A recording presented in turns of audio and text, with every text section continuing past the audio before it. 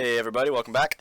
So today I'm going to be getting into my second Decksplenation video. We're going to be focusing on Marisi, Breaker of the Coil. So Marisi, Breaker of the Coil is a very combat damage creature heavy commander deck. He has two main things going on. He has it so that your opponents cannot cast spells during combat, and whenever any of my creatures deals combat damage to an opponent, I goad all their creatures. So what goading does is it makes it so their creatures have to attack, and they can't attack me. So what I built this deck around is using those two abilities that he has, which is the preventing them from casting spells in combat and the goading, to make my three opponents fight each other down to a point where when there's one of them left, I can easily take the win. I built this deck because I wanted to go back to like what my roots in Magic were, which was just attacking with big creatures and watching my opponent's life total go down. So there's not really any sort of like infinite combos in here. Well, there's none at all.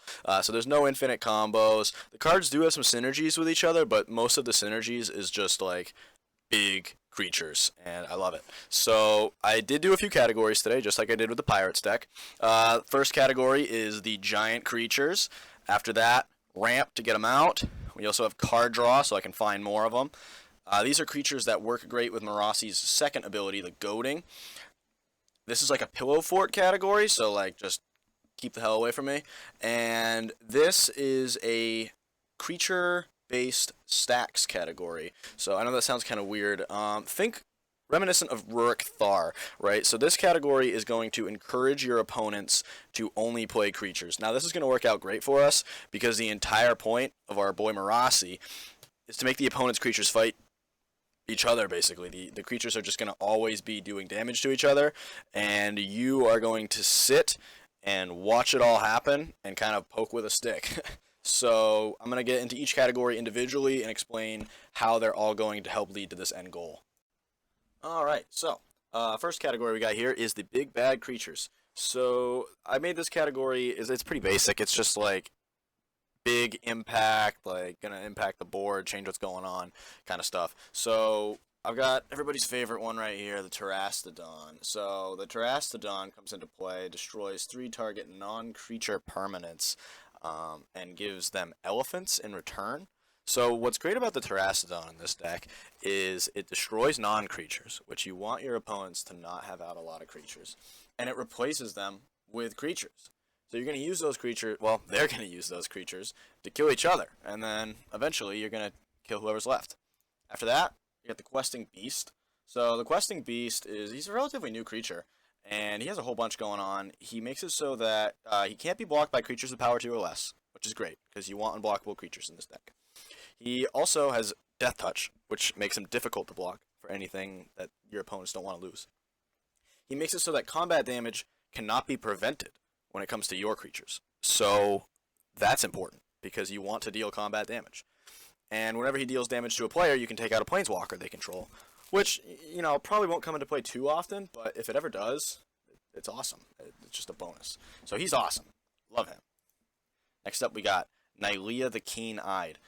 So Nylea is pretty sweet because she does good in a deck with a whole lot of creatures. She makes your creatures cost 1 less, so that's like a little bit of ramp. I know she costs 4 mana, so calling her ramp isn't really, well, whatever. So she makes your creatures cost 1 less. You can also spend 3 mana to reveal a top card of your library, and if it's a creature card, you put it into your hand. Almost everything in this deck is a creature. It's like creatures, lands, and a few enchantments. I don't even know if there's any instants. It's like, it's that heavy on creatures. Onto another god, God Eternal Oketra. So she's another one that is really good with if you're casting mostly creatures, which you will be. She's a 3/6 double strike, and whenever you cast a creature spell, you get a 4/4 zombie warrior. So the bigger your army is, the more likely it is that you're going to be able to swing in and deal combat damage, and then you're going to be able to activate Marasi's ability to goad all of your opponent's creatures. So this works out really well because you can either use these 4/4s as blockers because they have vigilance, or just swing in with them and, you know, take out all your opponent's stuff. Next up, Reclamation Sage.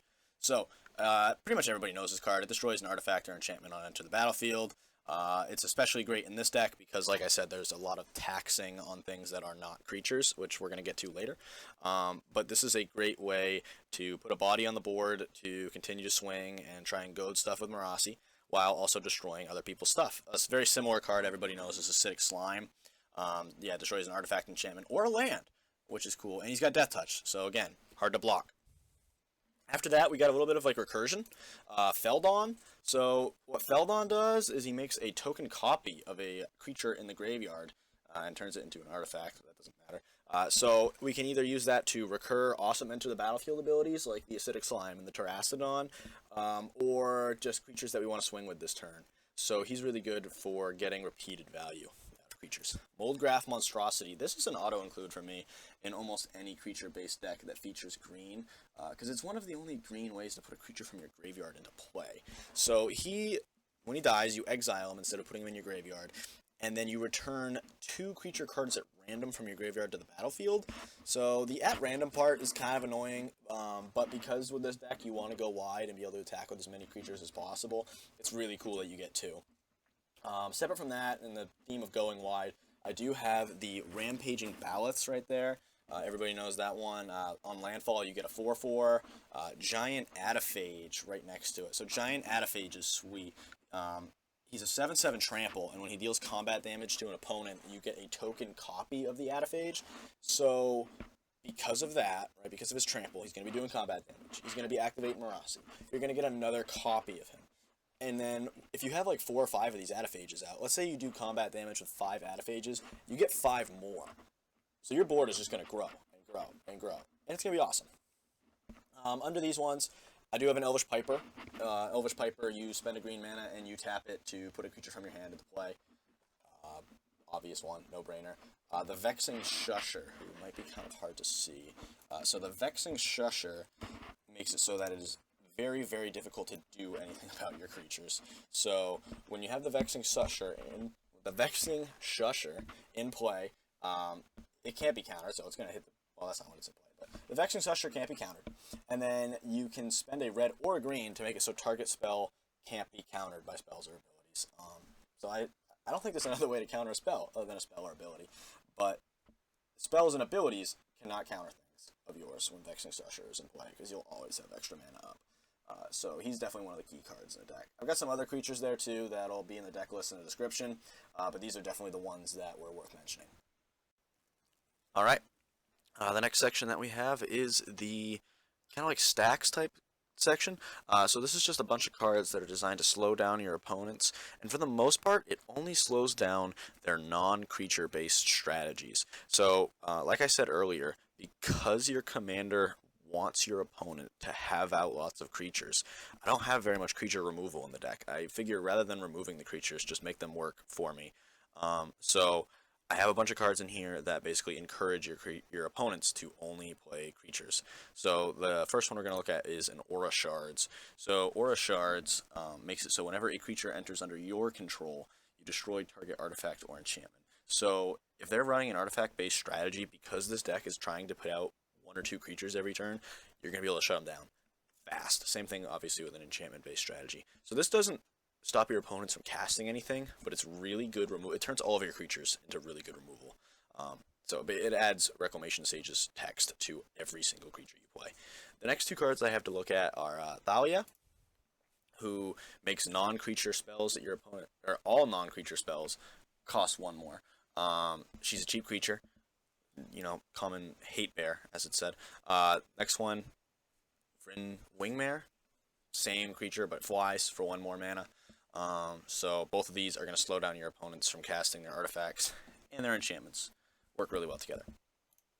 Heartwood Storyteller. Similar deal here, where he makes it so whenever a player plays a non-creature spell, they're punished. Their punishment is that each of their opponents draws a card. So this is really going to discourage people from playing non-creature spells. It essentially puts a Mystic Remora on everybody's board. So Collector Oof. Activated abilities of artifacts cannot be activated. This is a card that a lot of people are hesitant to play because it shuts down all activated abilities of artifacts. This deck has 3 artifacts in it. So the odds that this is going to negatively affect you is very slim. The odds it's going to negatively affect your opponents, very, very high. All mana rocks immediately shut down. Artifact lands, which most artifact-based decks have, shut down. Creatures that have tap abilities that are artifact creatures, shut down. So he really shuts down mana ramping, and creatures that have activated abilities. And you don't want people using their creatures for activated abilities. You want them attacking. So this guy is really good in this deck. Gargos the Vicious Watcher. Now, first, let's just acknowledge, right? This is an 8/7 Vigilance for 6 mana.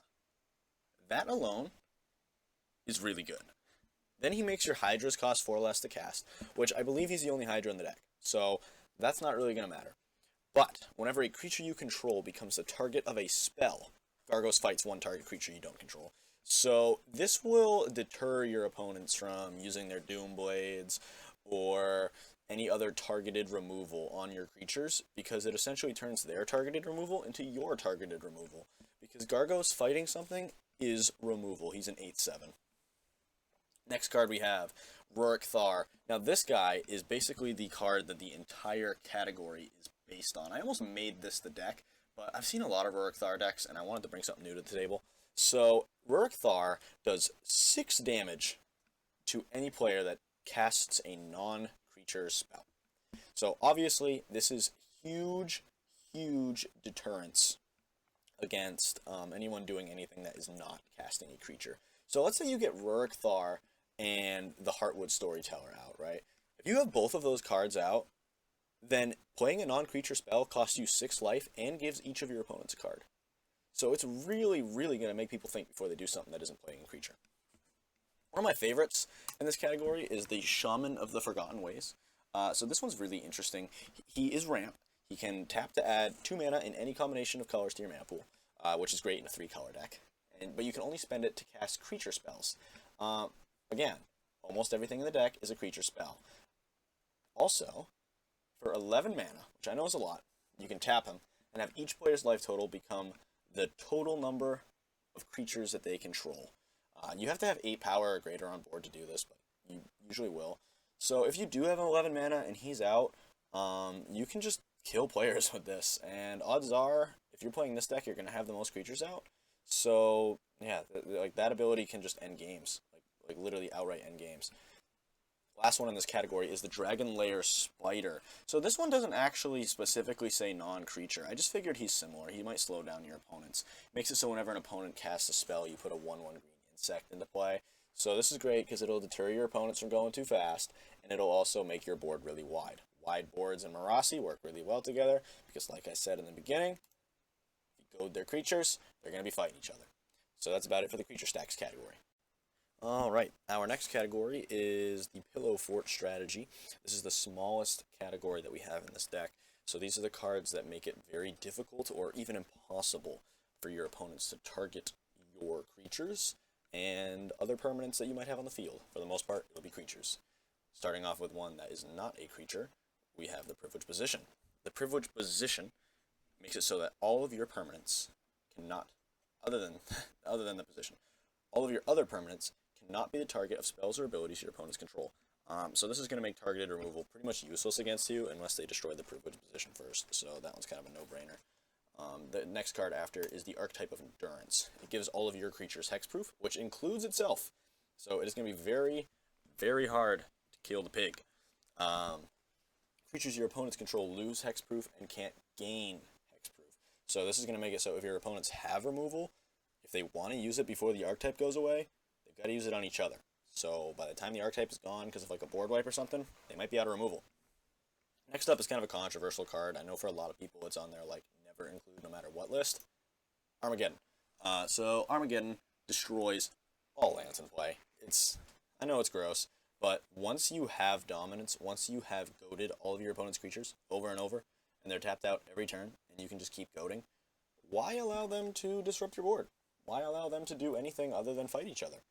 So if you destroy all their lands, they'll just keep swinging out, and they'll not be able to cast anything until the game's over, or until almost everyone's dead, but you have 40 life left because they keep hitting each other, and then you just finish off whoever's left. So, I mean, you can include that card if you want. I know a lot of playgroups will get very mad if you cast an Armageddon. Archon of Justice. So when the Archon of Justice dies, you exile any target permanent. So what this does is it could discourage your opponent from board wiping when you're ahead, and it could just discourage your opponent from attacking you. Because if for any reason they kill this Archon of Justice, they know that you might just spite exile their best thing, even if it's, not the best thing to exile on the board. That's kind of why I have Armageddon in here as well, right? Because once someone knows Armageddon is in your deck, they might not want to mess with you because they know you can just wipe the board of lands. If you board wipe the creatures first, which this deck has creature board wipes, if you board wipe the creatures first and then the lands first, and then the lands after, it's not going to be a very good game for anybody. So people won't want to mess with you once they know you have solutions like this that could just be in your hand, ready to go.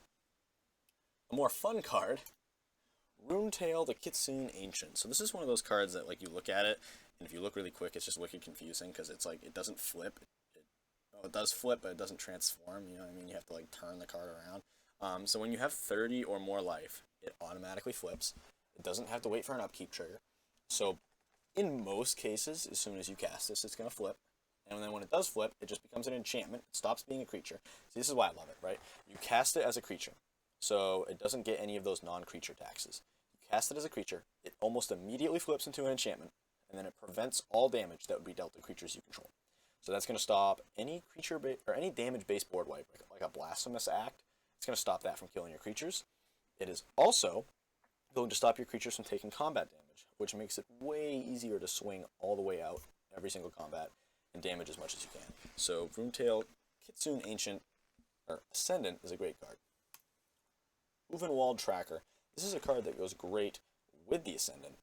So this is a 1/1 for 1, and you can spend 2 mana and tap him to have a creature you control fight another creature. So what you want to do with this is wait until you have like a huge creature out, and then just use it to kill any creatures that you might have to. Like I said, for the most part, you don't want to remove your opponent's creatures. You want to let them stay on the board. But if they have a creature with like a nasty activated ability or something like that, this is a great way to just get rid of it. Examples of this could be like Urza. Urza's a 1/4. If you have out Gargos or something of that sort, you can have Gargos fight Urza and just snuff them right out. So that is the end of the Pillow Fort category. Alright, hopping into another category, we have cards that just go really well with the commander. So my theme of the deck was mostly creatures, but these are cards that were so good that even though they had nothing to do with the whole like only creatures theme, I still just had to throw them in because they work so well with the commander. First one I have is Bedlam, makes it so creatures can't block. So this not only makes it so you're going to be getting in there and goading all your opponent's creatures like all the time, but it also makes it so your opponents cannot block each other once they're fighting. So like this will quickly just lower everybody's life total down to a point where you can sweep in and take the win. Next card, Mother of Runes. So this one taps to give target creature you control protection from the color of your choice until end of turn. So this is going to be great for making your creatures unblockable, and it's also going to like protect your creatures from any sort of removal. So just a very, very versatile card in the deck. Gaji the Honored One. So he actually almost was the commander in this deck because I like him so much. So he makes it so whenever a creature attacks one of your opponents or a planeswalker an opponent controls, it gives it +2/+0 until end of turn. So this is not only for your creatures, it just says whenever any creature. So this will encourage your opponents to fight each other if they're not already forced to by your commander. Urabrask the Hidden gives your creatures haste and makes your opponent's creatures come into play tapped. So this is just going to make it easier for you to get through, do some damage, go with their stuff. The Hunted Dragon. So this is like, I'm assuming on EDH Rec, this is probably the #1 card for the deck. So the Hunted Dragon comes into play and gives target opponent 3 2/2, what are they? Knights. So those knights, like normally that would be a disadvantage, right? You wouldn't want to play a 5-mana 6/6 that gives your opponent stuff. But it's flying in haste. So you fly over the knights, attack the opponent you just gave the knights, and now they're goaded, and now they're fighting your other opponents. So yeah, really, really good card for this deck. Gisela the Blade of Gold Knight essentially makes all damage done to you be divided by 2, and all damage done to your opponents be multiplied by 2. So since your opponents are going to be fighting each other, it's really going to hurt a lot extra if you have Gisela out. Breaker of Armies. Breaker of Armies has to be blocked by every creature that is able to block it. So this will allow every other creature you have to get through, do damage, go their stuff. The only downside for Breaker of Armies is because he's so strong, you might accidentally kill all your opponent's creatures with him. So you want to be careful of that, because if you goad nothing, then what was the point? Haktos the Unscarred. So he's kind of new. He comes into play and you have to choose a number at random, 2, 3, or 4. So usually you do that by rolling a dice, and then he has protection from each converted mana cost other than that number. So that means he can only be blocked by creatures that have that converted mana cost. He can only be removed by spells that have that converted mana cost. So he's almost unblockable. He's a 6/1, which I know is not ideal, but he's almost unblockable, and he just kind of fit into the deck, so I figured he belonged. The next card I have is the Bow of Nylea, that all that does is give your attacking creatures Death Touch. It does some other stuff, but it's pretty much irrelevant other than the Death Touch. But yeah, giving your attacking creatures Death Touch is great.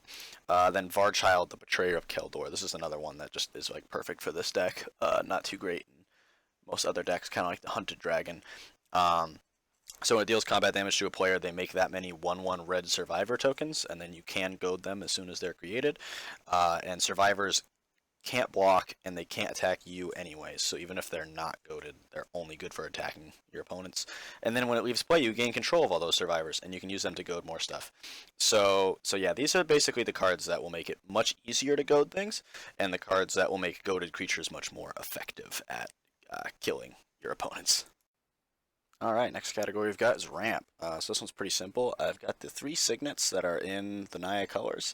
I don't have an arcane signet in here yet because they are reprinting it in the Commander 2020 decks, and I'm not going to buy it before a reprint because I like to have money. So yeah, I got those 3 signets and a Birds of Paradise right here.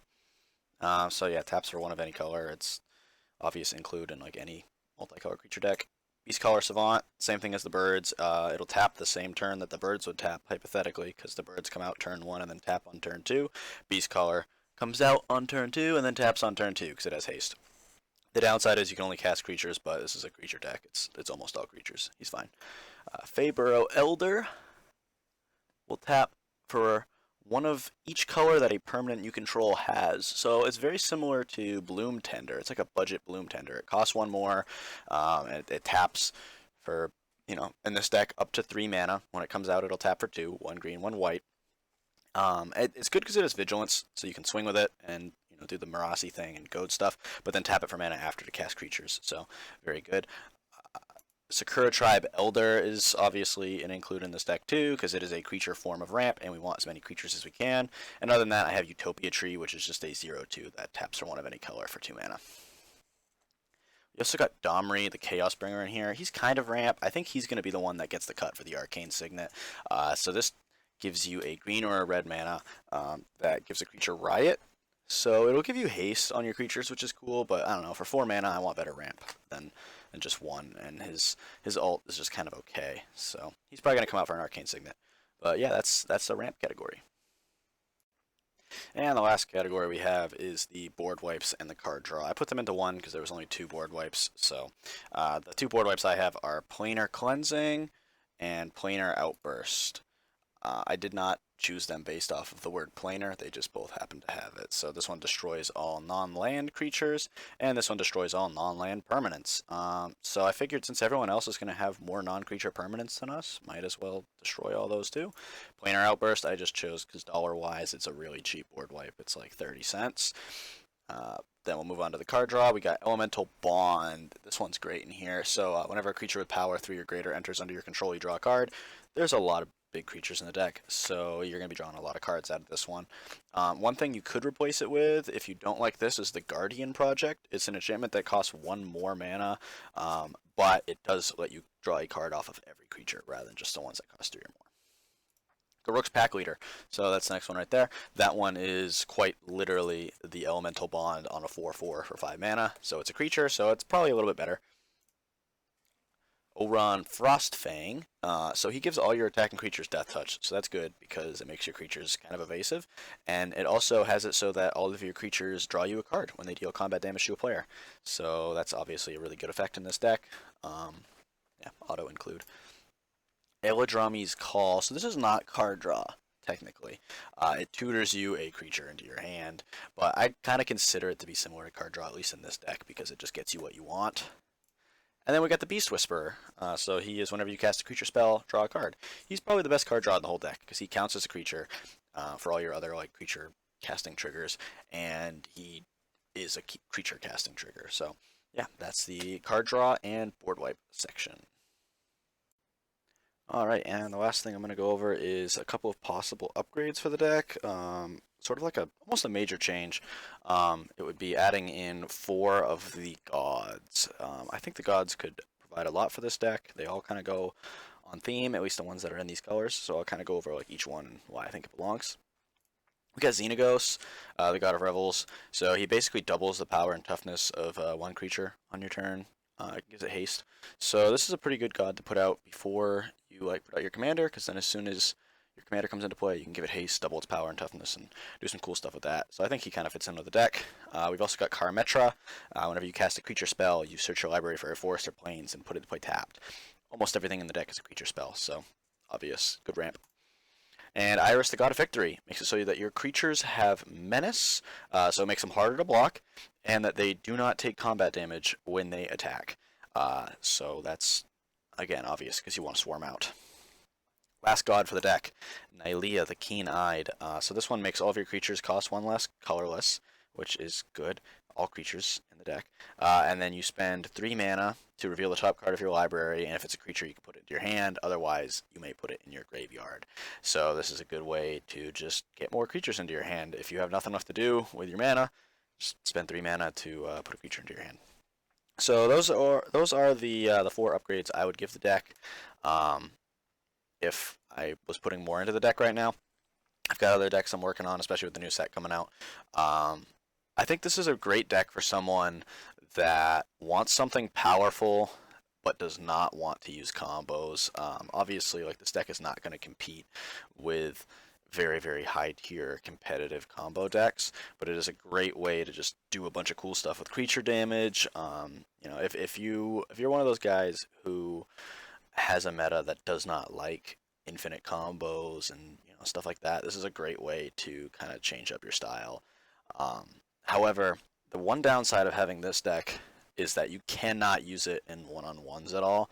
So if that's something that you like to do, this deck just cannot function in a one-on-one game because of the nature of the commander. So I would say definitely never build this as your first commander, because then if you have someone that you like to play with just one-on-one, like, you can't use this. So definitely make sure you have another commander deck before you build this one. But this is a very, very fun deck to have for games that are 4, or especially games with more than 4 people, because then stuff just gets chaotic and it's super fun. So yeah, that's about it for this video. I'll hopefully have another one out within a couple of days, and hopefully be posting some videos on the second channel that I have where I collaborate with some other people. So until next time.